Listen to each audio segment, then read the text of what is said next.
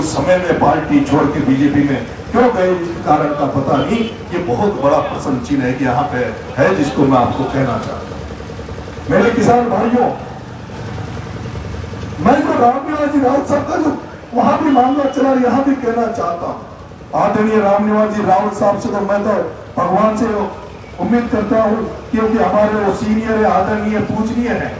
और अगर वो भारतीय जनता पार्टी में गए तो भारतीय जनता पार्टी में उनको वो होता, भारतीय जनता पार्टी थे जो वो था, उनको कांग्रेस पार्टी में था। जिस तरह से उनको प्रदेश कांग्रेस कमेटी में प्रदेश कार्यकारी अध्यक्ष कांग्रेस ने बनाया हुआ था, क्या भारतीय जनता पार्टी उनको प्रदेश कार्यकारी का अध्यक्ष बनाएगी? क्या भारतीय जनता पार्टी उनको वो होता देगी जो होता, उनको 2 बार सांसद का टिकट, मंत्री का होता, सब कुछ हो दिया, वो क्या भारतीय जनता पार्टी देगी? यह प्रश्न चिन्ह है। और आपके बेटे को तो लगता है कि भारतीय जनता पार्टी कभी भी उनका आदर नहीं करेगी, क्योंकि वो इसलिए नहीं करेगी कि हमारे एक अग्रज, हमारे एक देवता, हमारे माननीय किरोड़ी लाल जी मीणा, जिन्होंने पूरी जिंदगी भारतीय जनता पार्टी को मजबूत करने में निकाल दी, किरोड़ी लाल जी मीणा ने भारतीय जनता पार्टी को मजबूत करने के लिए अपनी जवानी खपा दी, अपनी पूरी उम्र खपा दी। अगर भारतीय जनता पार्टी को राजस्थान में विपक्ष की भूमिका निभाने के लिए कोई व्यक्ति चाहिए था तो किरोड़ी लाल मीणा चाहिए था। कहीं धरना दिलवाना हो तो किरोड़ी लाल चाहिए था, कहीं जनसंख्या को दिखाना हो तो किरोड़ी लाल चाहिए था। और विधानसभा चुनाव में जब मुख्यमंत्री बनने का नंबर आया तो किरोड़ी लाल जी को कहा कि किरोड़ी लाल जी आप हमें वोट दिलवा दो, हम आपको मुख्यमंत्री बना देंगे। और आपने देखा होगा किस तरह से हाड़ौती से लेके पूर्वी राजस्थान से किरोड़ी लाल जी ने जिस तरह से जनता के बीच में जाके बीजेपी के लिए भीख मांगी, अपने पगड़ी रखी, और उस तरह से जिस तरह से समाज ने, पूरे समाज ने, पूरे राजस्थान के समाज ने किरोड़ी लाल जी का मान रखते हुए, उनका सम्मान रखते हुए भारतीय जनता पार्टी को वोट दिए। भारतीय जनता पार्टी को ये समझ के वोट दिए कि इस बुढ़ापे में तो अब आदरणीय किरोड़ी लाल जी को मुख्यमंत्री बना देंगे, उनको डिप्टी सीएम बना देंगे, गृह मंत्री बना देंगे। अरे दुख तो तब हुआ जब ना मुख्यमंत्री बनाया, ना डिप्टी सीएम बनाया, ना गृह मंत्री बनाया, और एक पंचायत राज दे दिया, वो भी आधा कटा पीटा। अरे उससे बढ़िया तो कांग्रेस का राज था, जिसमें कैबिनेट मंत्री रमेश मीणा पूरे पावर में मंत्री था, प्रसादी लाल मीणा जिसको चिकित्सा मंत्री का पद राजस्थान में कांग्रेस ने दिया, मुरारी लाल जी को मंत्रिमंडल, और पूरे ब्यूरोक्रेसी में जितने भी हमारे अधिकारी पदाधिकारी थे तो कांग्रेस के राज में कहीं कलेक्टर एसपी वहां देखने को मिलते थे। लेकिन आज उस राजस्थान में भी भारतीय जनता पार्टी का राज है। जिस किरोड़ी लाल ने भारतीय जनता पार्टी को राज दिलाया, उस भारतीय जनता पार्टी ने उस राजस्थान में मात्र एक मंत्री बनाया, वो भी किरोड़ी लाल को जो क्या कर दिया वो आपके सामने है। ऐसे में मुझे तो लगता है कि आदरणीय रामनिवास जी रावत साहब जो गए, उनका भी वही हाल होने वाला है जो ममता मीणा का हुआ चाचोड़ा में। वही हाल होगा जो ममता मीणा का हाल हुआ चाचोड़ा में, वही हाल होने वाला है। क्योंकि भारतीय जनता पार्टी में ये चर्चा चलने लग गई, मंथन होने लग गया।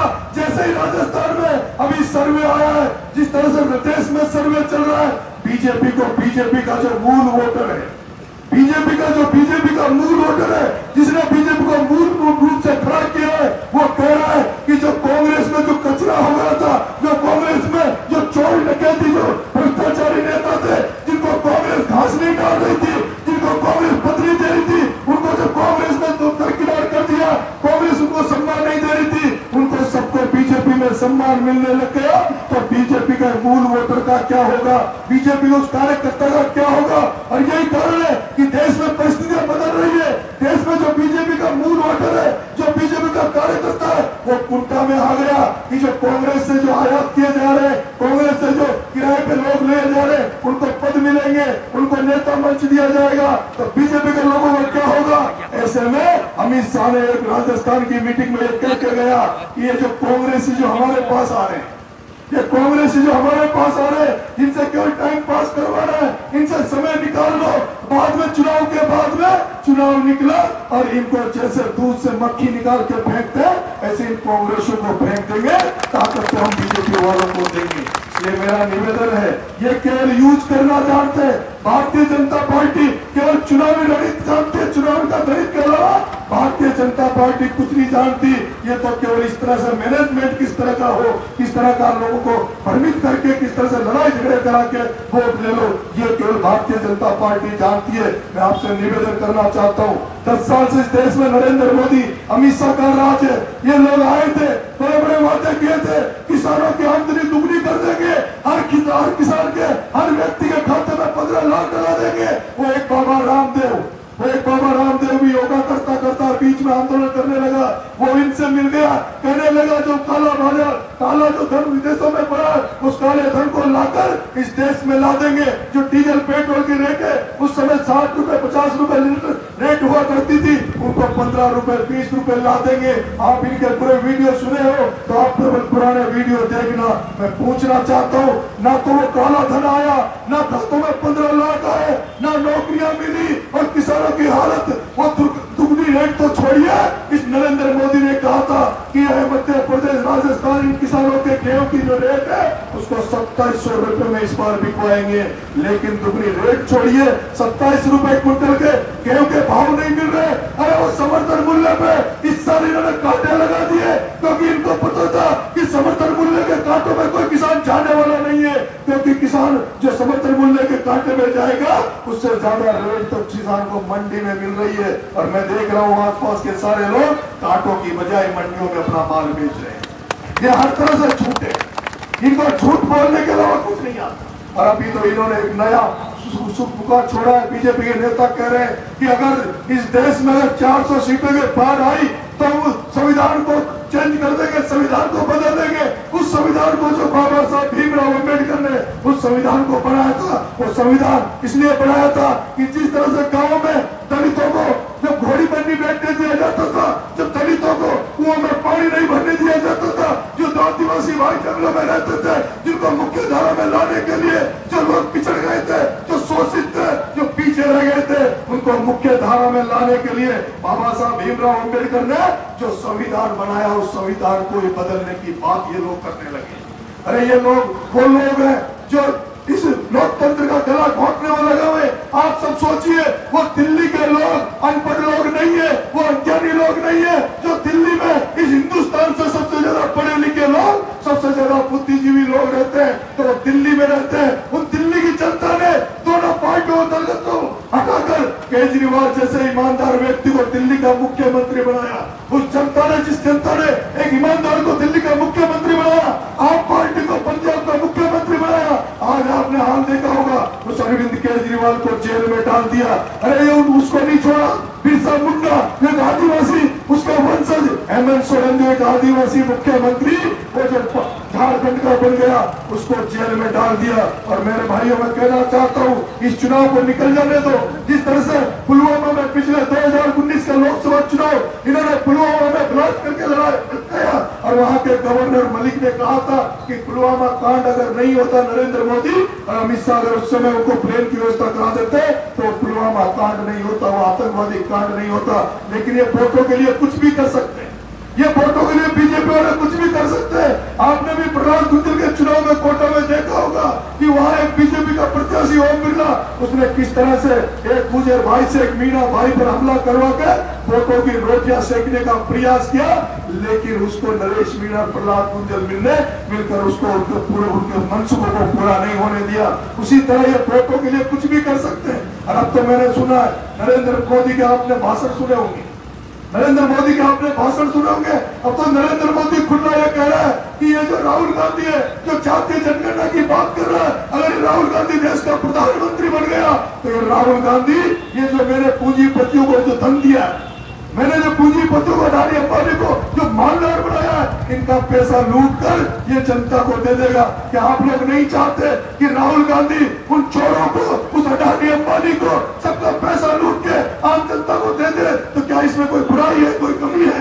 लेकिन इनको दिक्कत हो रही है। इनको दिक्कत इस बात की है क्योंकि जो चंदा दे गौ माता की बात करने वाले, हमने एक अभी सर्वे आया जिसमें गौ माता की बात करते हैं, गोरक्षा की बात करते हैं। जो इस देश में सबसे बड़े बूचड़ खाने जहाँ गौ माता कटती है, उन बूचड़ खानों को जो चलाने वाले लोग हैं, उनसे सबसे ज्यादा अगर चंदा लिया है तो नरेंद्र मोदी अमित शाह की पार्टी बीजेपी ने चंदा लिया। इसलिए मेरे किसान भाइयों, मेरी आपसे अपील है, मेरा आपसे निवेदन है, मेरा आपसे आग्रह है, अगर कोई किसानों का भला कर सकता है कोई गरीबों का भला कर सकता है, कोई आरक्षित वर्ग का भला कर सकता है, तो उसका केवल एक ही पार्टी है, वो कांग्रेस पार्टी है। और उस कांग्रेस पार्टी ने दे के दिया। आपको पंचायत राज का रिजर्वेशन दिया तो कांग्रेस पार्टी ने दिया। आपको मनरेगा का कानून दिया तो कांग्रेस पार्टी ने दिया। आपको खाते का कानून दिया तो कांग्रेस पार्टी ने दिया। आपको वन कानून का अधिकार दिया तो कांग्रेस पार्टी ने दिया। अगर पिछड़ों को, कमजोरों को अगर आरक्षण दिया तो कांग्रेस पार्टी ने दिया। और पिछले 10 साल में देख लो, मैंने तो वहां कोटा में जो प्रचार कर रहा था, एक ऐसा उदाहरण इस धरती में देखा कि जहाँ रिजर्वेशन की बात हो रही है, वहाँ कोटा में एक इनका बीजेपी का जो लोकसभा स्पीकर रहा ओम बिरला, उस ओम बिरला ने अपनी बेटी अंजलि बिरला को बिना टेस्ट दिए, बिना इंटरव्यू दिए और कलेक्टर बना लिया। उस ओम बिरला ने बिना टेस्ट दिए, बिना इंटरव्यू दिए, बिना परीक्षा में बैठे फर्जी तरीके से अपनी बेटी को कलेक्टर बना लिया। और जिस तरह से ये स्वायत्त शासी संस्थाओं को निजी हाथों में दे रहे, एयरपोर्टों को बेच रहे, पोर्ट को बेच रहे, अगर रेलवे को बेच रहे, ऐसा लगता है आपने सुना होगा। मैं पोर्ट में गया था गुजरात में, जो अडानी ने पोर्ट खरीद रहा मुंद्रा पोर्ट, उन पोर्टों पे क्या हो रहा है आपने अखबार पढ़े होंगे। 2-2 हजार करोड़ की हीरोइन है, 2-2 हजार करोड़ की हीरोइन वहां से ब्लैकमेल की जाती है। वहां पे कंटेनर के कंटेनर आते हैं, कोई देखने वाला नहीं है। आज आपने देखा होगा हमारे एरिया में लकवे की बीमारी बहुत हो रही है, हमारे एरिया में हार्ट अटैक की बीमारियां बहुत हो रही है। क्या आपने कभी सोचा किसान भाइयों कि लकवे की बीमारी हमारे एरिया में क्यों फैल रही है, ये हार्ट अटैक हमारे एरिया में क्यों हो रहा है? मैं आपसे किसान भाइयों कहना चाहता हूँ, ये हार्ट अटैक लकवे की अगर बीमारी का सबसे बड़ा कोई कारण है तो इसका कारण है पाम ऑयल। वो पाम ऑयल जो बाबा रामदेव पूरे देश में जो इंपोर्ट करता है अमेरिका, और इनका जो तेल आ रहा है, मैं तो आपसे निवेदन करना चाहता हूँ किसान भाइयों, चाहे घर का सरसों का तेल पला के खा लो, लेकिन ये ब्रांडेड ऑयल मत मंगाओ। ये सारा इनका बिजनेस स्थापित करने का है। ये बीच में आपको पता होगा, बीच में आपको पता होगा सरसों हमारी 7,000 रुपए कुंटल हो गई। किसानों भाइयों, सरसों 7,000 रुपए कुंटल बिकने लग गई थी।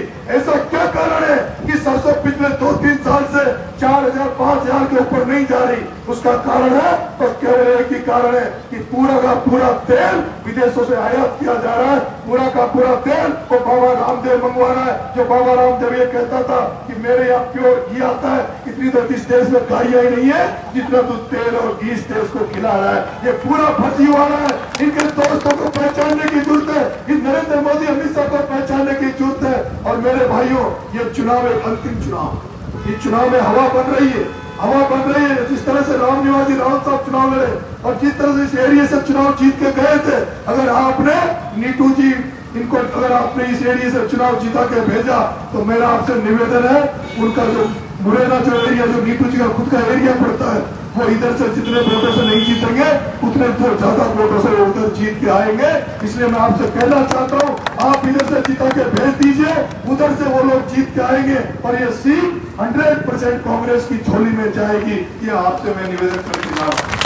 मेरे भाइयों, मेरी उम्र ज्यादा नहीं, मेरी उम्र ज्यादा नहीं है, और मेरी उम्र केवल निकली है तो मुकदमे खाने में, जेल जाने में निकली है। मैं तो कई बार 12 में भी जेल गया, मुकदमे खाए, अब तक 23 मुकदमे खा चुका हूँ, कई बार जेल जा चुका हूँ। लेकिन जब भी गया हूँ कोई गलत काम करके नहीं गया, कोई बहन बेटी का आरोप करके में नहीं गया, किसी जमीन जायदाद को छीनने में नहीं गया, कहीं जेब कटे में नहीं गया। गया हूँ तो केवल किसानों की लड़ाई लड़ने में गया हूँ। अगर आप सबने मुझे आशीर्वाद दिया, आप सबने मुझे आशीर्वाद दिया कि नीटू जी को अगर आपने मतदान वोट देकर यहाँ से भेजा तो कोटा में प्रहलाद कुंजल जीतने वाला है, 12 में आपका बेटा नरेश मीणा बेटा है, आपका यहाँ बाबू झंडेल बेटा है, ये सारे नेतागण बेटे हैं। और नीटू जी अगर चुनाव जीत के जाएंगे तो हर समस्या में आपके साथ खड़ा होने की गारंटी नरेश मीणा देके जा रहा है। जब भी आप बुलाओगे आपके बीच में आऊंगा, लेकिन मेरा मान रखना, इस बच्चे का मान रखना। मेरे पास कोई पद या कोई इतना बड़ा ओहदा नहीं है कि मैं पागड़ी रख के इनके ऊपर रख दूं और पागड़ी के लाभ मैं तो आपके सामने झोली फैलाने आया हूँ। इस झोली का मान सम्मान रखना। अगर नीटू सिकरवाल सांसद बनता है तो कहीं कहीं नरेश मीणा का एक वकील, जिस तरह से प्रहलाद कुंजल नरेश मीणा की वकालत कांग्रेस में करेगा, वैसे नीटू सिकरवाल भी दिल्ली तक आपके बेटे की वकालत करेगा। ऐसे में आपसे हाथ जोड़ कर निवेदन कर रहा हूँ। और मेरे लिए जो लोग, कुछ लोग जो अगर भारतीय जनता पार्टी के लोग भी यहाँ खड़े हो और जिनको इस नरेश पे भरोसा हो, नरेश पे विश्वास हो, जो नरेश को आगे की राजनीति में देखना चाहते हैं, बड़े ओहदे पे देखना चाहते हैं, तो आपसे हाथ जोड़ के निवेदन है, नीटू सिकरवार को मतदान करना, कांग्रेस को वोट देना। और एक निवेदन और है, जितने भी लोग आए, अपने अपने जो साथी जो चल रहे हैं, अपने अपने बूथ को संभालना, अपने अपने बूथों पर 90% से ज्यादा मतदान करना। किस तरह से हमने कोटा में 80% के ऊपर जो हमारे फेवर के वोट थे, हमारे लोग थे, उनका मतदान 80% के ऊपर पहुंचा है। मैं चाहता हूँ प्रेम सर भी 90% के ऊपर पहुंचेगा, आम गाँव भी 90 चलेगा। युवा साथियों, हाथ खड़े करके आश्वासन दो। बहुत बहुत धन्यवाद। राम राम साहब।